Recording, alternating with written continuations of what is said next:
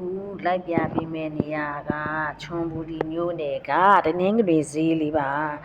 တနင်္ဂနွေဈေးလေးကိုရောက်ဘူးတယ်ရှိအောင်လို့ကျမနဲ့တူလိုက်ကြည့်ကြပါဦးထိုင်းနေရဲ့ဈေးရောင်းတာဘလို့ရောင်းတယ်လဲဘာပစ္စည်းတွေရောင်းတာလဲမြန်မာပြည်နဲ့ဘလို့ကွာခြားတာလဲဆိုတာကိုတော့သိချင်ရင်တော့ဒီဗီဒီယိုလေးကိုအဆုံးထိလိုက်ကြည့်ပေးပါထိုင်းနေကအများစုကတိတ်ချက်မစားကြပါဘူးဝယ်စားတာများပါတယ်အဲ့ဒါကြောင့်မလို့ဒီထိုင်းဈေးတွေမှာဆိုရင်အတင်အစားစားချက်ပြီးသားပြုတ်ပြီးသားထမင်းဘူးတွေကြက်သားကြော်တွေဝက်သားကြော်တွေအဓိကထားပြီးရောင်းပါတယ်သူတို့တွေကငါးကြော်တွေတို့အဓိကထားပြီးရောင်းပါတယ်တနင်္ဂနွေဈေးလေးကတော့တနင်္ဂနွေတရက်တည်းကိုဖွင့်ပြီး10နာရီဆိုရင်17နာရီလောက်ဆိုရင်တော့မရှိတော့ပါဘူးသိမ်းကုန်ကြပါပြီတနင်္ဂနွေဈေးကိုသွားမယ်ဆိုရင်တော့ကားက10ဘတ်ကုန်ပါတယ်တနင်္ဂနွေဈေးကတော့ကျမတို့မြန်မာပြည်ကမြို့သစ်ဈေးတွေလို့ပေါ့တဆင့်ကန်ဈေးဖြစ်တဲ့အတွက်ဈေးကြီးတွေလောက်တော့ဈေးမချိုပါဘူးဈေးကတော့တဆင့်ကန်ဈေးဖြစ်တဲ့အတွက်နည်းနည်းတော့ပေးရပါတယ်ဈေးနည်းနည်းလေးတော့ကြီးပါတယ်ဒါပေမဲ့သူတို့စီကအသီးအနှံတွေအရွက်တွေရတော့လေမြန်မာပြည်မှာတချို့တွေဆိုရင်တော့နည်းနည်းညှိုးငယ်တာတွေတို့ဘာတွေတို့တွေ့ရတယ်သူတို့စီမှာကတော့လုံးဝကိုစိမ့်ဖန်ပြီးလက်လက်ဆက်ဆက်တွေကြီးပဲတွေ့တာအဲ့အသီးရွက်တန်းကိုသွားကျင်တယ်ညှိုးရောနေတဲ့ဟာတွေသူတို့ရဲ့ကုံစိမ်းပေါ်တော့အခင်းပေါ်မှာသူတို့ဈေးရောက်တဲ့ပေါ်မှာလုံးဝမတွေ့ရဘူးမလက်ဆက်တဲ့အသီးရွက်တွေအစည်းတွေဆိုလုံးဝမတွေ့ရဘူးကြည့်လိုက်ရင်ရောင်းလိုက်တဲ့ပစ္စည်းမှန်များအကုန်လက်ဆက်ဆက်တွေကြီးပဲစိမ့်လန့်တာပဲသူတို့ရဲ့အဲ့အသီးရွက်တွေရောင်းတဲ့ပုံစံလေချွန်ဘူလီမှာတော့တနင်္ဂနွေဈေးကနာမည်ကြီးပါတယ်သူတို့စီမှာက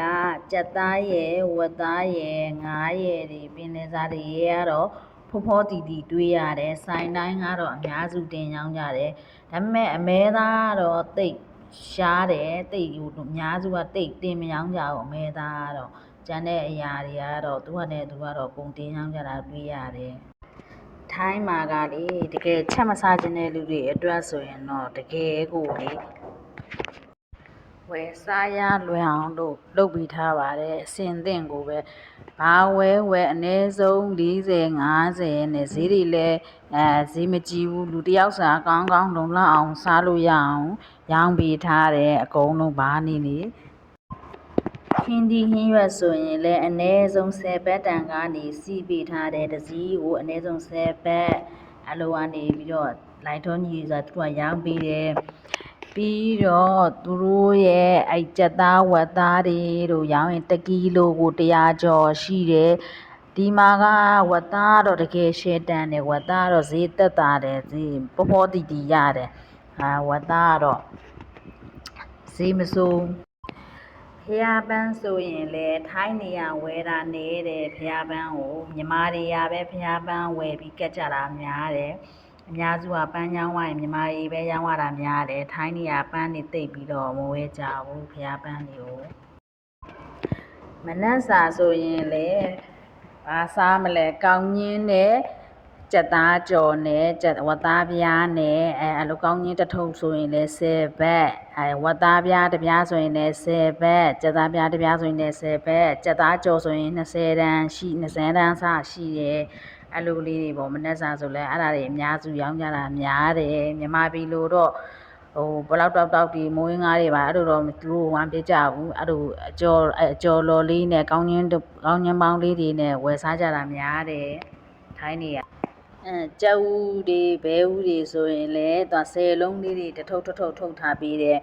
ကြောက်ဦးလေးတွေဆိုရင်10လုံးဆို45ဘတ်50 55ဘတ်ဆိုပြီးတော့အစားရှိတယ်ကြောက်တစ်လုံးကို5ဘတ်ပေါ့5ဘတ်ဆိုရင်မြန်မာငွေ600လောက်ရှိတာပေါ့အဲ့လိုမျိုးပေါ့မြန်မာငွေနဲ့တွက်ရင်တော့မစိုးဘူးလို့ပြောရမှာပေါ့ကြောက်တွေကတော့အဲ့ပါမုံလေးတွေဆိုရင်မတရားကြီးစားကောင်းတာဈေးကလည်းနည်းနည်းလေးကြီးတယ်ပါမုံလေးတွေသူတို့လုပ်ထားတဲ့ဟာလေးကိတ်မုတ်ကလေနောက်ပြီးကြတော့သူတို့နိုင်ငံရဲ့ငွေကြေးစနစ်ပေါ့နော်ဘဏ်စနစ်ကလေတော်တော်ကိုလွယ်ကူအောင်လုပ်ပေးထားတာသူတို့ပတ်စံငွေသားပေးရင်ပေးမပေးဘူးဆိုရင်သူတို့အရှိမလေးအဲ့ဈေးဆိုင်လေးတွေအဲ့ဆိုင်ခုအသေးတိုင်းလေးတွေရဲ့ရှိမှာလေ ကျူဝါစကန်လေးတွေချထားတာဒါအဲ့ကျူဝါစကန်လေးနဲ့ဖုန်းလေးရဲ့ငွေချေပေးရုံမဲ့လမ်းဘေးဈေးတွေကအစားဘန်စနစ်နဲ့အဆင်ပြေအောင်လို့အကုန်လုံးအမေငွေသားမပါရင်ကအဲ့မဲ့စကန်နဲ့ချေရုံမဲ့သူတို့လုပ်ပေးထားတာမစိုးတော့အဆင်ပြေနေရောတန်းပွင့်တို့ကော်ပီတုပ်တို့ဆိုရင်တစ်ထုပ်ကို20ဘတ်နဲ့သူတို့ရောင်းပေးတယ်တခုကလေထိုင်းနေရလေ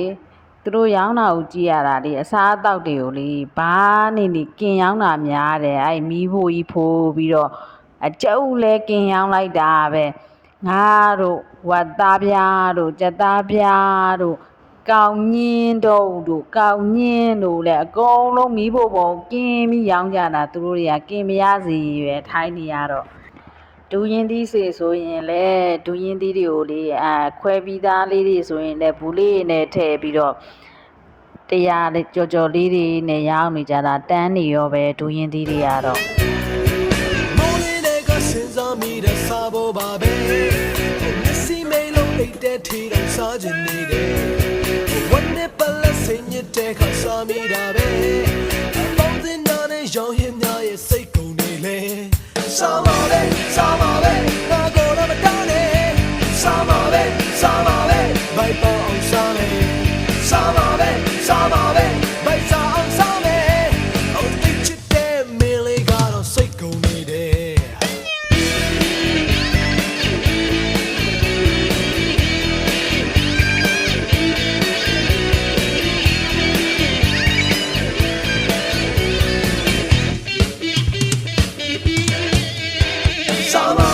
စားပါပဲငါကိုတော့မတားနဲ့